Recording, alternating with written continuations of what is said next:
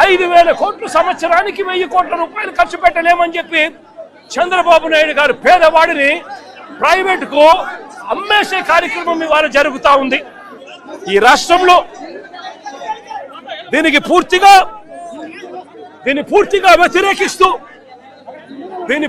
వ్యతిరేకిస్తూ చంద్రబాబు నాయుడు గారికి బుద్ధి రావాలి అని చెప్పి అజిటేషన్ కార్యక్రమం ప్లాన్ చేస్తా ఉన్నాం. ఇందులో భాగంగానే ఈ నర్సీపట్నానికి సంబంధించి సీనియర్ నాయకుడిగా ఉన్న ఒక ఎమ్మెల్యే, స్పీకర్ పదవిలో ఉన్న ఈ ఎమ్మెల్యే కూడా చంద్రబాబు నాయుడు గారి మాదిరిగానే తప్పుడు మాటలు మాట్లాడుతూ అబద్ధాలు చెబుతూ తాను కూడా చంద్రబాబు నాయుడు గారి కన్నా 4 ఆకులు తక్కువేమి కాదు అని చెప్పి రుజువు చేసుకుంటా ఉన్నాడు. ఇదే పెద్ద మనిషి చంద్రబాబు నాయుడు గారు ఇదే నర్సీపట్నం స్పీకర్ గారికి చెప్తా ఉన్నాను, అబద్ధాలు చెప్పడం, మోసం చేయడం ఎంత మటుకు ధర్మం అని చెప్పి అడుగుతా ఉన్నాం. ఈ మెడికల్ కాలేజీకి జీవో లేదని అడుగుతారా?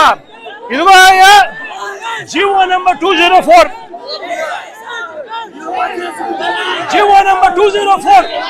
మరి జీవో లేదు అని చెప్పినందుకు స్పీకర్ పదవిలో నువ్వు ఉండి అబద్ధాలు చెప్పినందుకు నీ పదవికి నువ్వు అర్హుడివా అని చెప్పి ఆలోచన చేసుకోమని చెప్పి చెప్తా ఉన్నా. ఇదే స్పీకర్ కు తప్పుడు మాటలు చెప్తూ ప్రజలను తప్పుడు దోవ పట్టించే కార్యక్రమంలో చంద్రబాబు నాయుడు గారితో పాటు చేతులు కలిపినందుకు స్పీకర్ కూడా తల దించుకోవాలి అని చెప్పి చెప్తా ఉన్నా.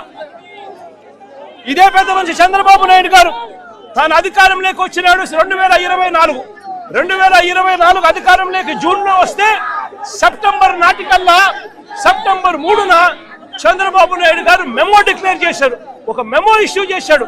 మొత్తం 17 మెడికల్ కాలేజీల్లో కన్స్ట్రక్షన్ ఆపమని చెప్పి ఏకంగా చంద్రబాబు నాయుడు గారు మెమో ఈ మాదిరిగా రిలీజ్ చేసి మొత్తం 17 మెడికల్ కాలేజీలు చంద్రబాబు నాయుడు గారు ముఖ్యమంత్రి అయినప్పటి నుంచి ఇదే పరిస్థితులు వదిలేసిన పరిస్థితుల్లో ఈ కాలేజీలు, ఈ టీచింగ్ హాస్పిటల్లు అన్ని కూడా కనిపిస్తా ఉన్నాయి. వీళ్ళకు ఫండింగ్ లేదు అని అంటాడు. అయ్యా చంద్రబాబు నాయుడు గారు, అయ్యా స్పీకర్ గారు, ఇక్కడ నుంచి ప్రాతినిధ్యం వహిస్తా ఉన్న ఎమ్మెల్యే స్పీకర్ గారికి కూడా చెప్తా ఉన్నా, ఫండింగ్ లేదని మీరు చెప్తా ఉన్నారు. నాబార్డ్ ఫండ్స్ అప్పట్లోనే ఈ ప్రాజెక్టులకు టైఅప్ చేశాం.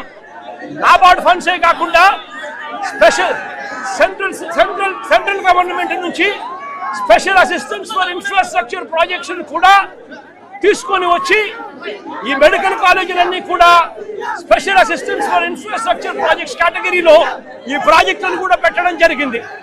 దాని అర్థం మరో 50 ఏళ్ల పాటు వడ్డీ లేకుండా వాళ్ళు ఇచ్చే రుణాలకు ఈ ప్రాజెక్టులన్నీ కూడా శాంక్షన్ అవుతాయి. మరి central government sponsored assistance schemes లో ఈ ప్రాజెక్టు వస్తూ ఉన్నప్పుడు నాబార్డు కింద ఈ ప్రాజెక్టులన్నీ లోన్లు కూడా శాంక్షన్ అయి ఉన్నప్పుడు కేవలం 5,000 కోట్లు మాత్రమే అవసరం ఉన్న పరిస్థితులు ఉన్నప్పుడు సంవత్సరానికి 1,000 కోట్ల రూపాయలు ఖర్చు చేయలేరా అని అడుగుతా ఉన్నాను. దీనికోసం కూడా అబద్ధాలు చెప్పే కార్యక్రమాలు చేస్తూ నిశ్చితంగా చంద్రబాబు నాయుడు గారు వ్యవహరిస్తున్న తీరును చంద్రబాబు నాయుడు గారు సిగ్గుతో తల వంచుకోవాలి అని చెప్పి ఈ సందర్భంగా చంద్రబాబు నాయుడు గారిని గట్టిగా నిలదీస్తూ చంద్రబాబు నాయుడు గారిని గట్టిగా ప్రశ్నిస్తున్నాం. ఇదే చంద్రబాబు నాయుడు గారిని అడుగుతా ఉన్నా, అయ్యా చంద్రబాబు గారు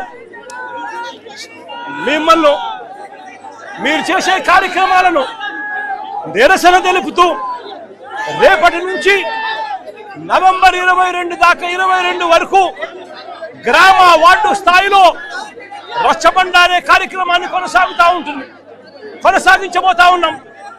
వార్డుల్లోనూ గ్రామాల్లోనూ చంద్రబాబు నాయుడు చేస్తా ఉన్న అన్యాయాలను, మెడికల్ కాలేజీలకు సంబంధించి జరుగుతా ఉన్న నష్టాన్ని ప్రజలకు వివరించడమే కాకుండా చంద్రబాబు నాయుడు గారు సూపర్ 6, సూపర్ 7 పేరుతో చేసిన మోసాలను కూడా ప్రజలకు వివరించే కార్యక్రమం ఈ రచ్చబండ ద్వారా చేస్తాం.